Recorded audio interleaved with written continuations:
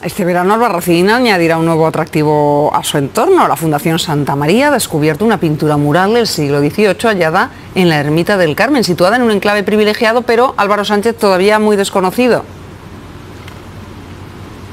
Aunque para los vecinos es un punto de reunión en la romería que se celebra el 16 de julio, Día del Carmen, los turistas no suelen llegar hasta aquí. Destacarlo más como lugar para visitar será posible una vez finalice la restauración de este templo. El año pasado ya se reformó el exterior y ahora se trabaja en el interior, sacando las pinturas que escondían sus paredes. Una decoración muy colorista con formas geométricas y flores que data del siglo XVIII.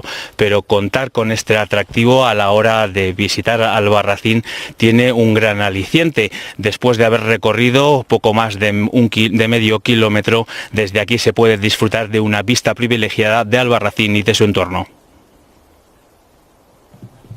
El paso de los años lo marca en estas paredes las capas de pintura, manos de brocha gorda que ocultaban detalles más delicados pintados en el siglo XVIII en la Ermita del Carmen de Albarracín. Frescos que poco a poco vuelven a ver la luz con la sutil precisión del bisturí. Luego en las zonas faltantes pues hacemos una reintegración cromática para que se complete el dibujo y se entienda, porque claro, nosotras a lo mejor lo vemos y lo entendemos, pero los fieles no, entonces es necesario que también ellos entiendan cómo era la iglesia en aquel entonces. Recuperar la gran riqueza ornamental que cubre los muros, la cúpula y el atrio del templo supondrá añadir un recurso turístico más para Albarracín. Posicionar en esas rutas turísticas uno de los enclaves más maravillosos y más desconocidos.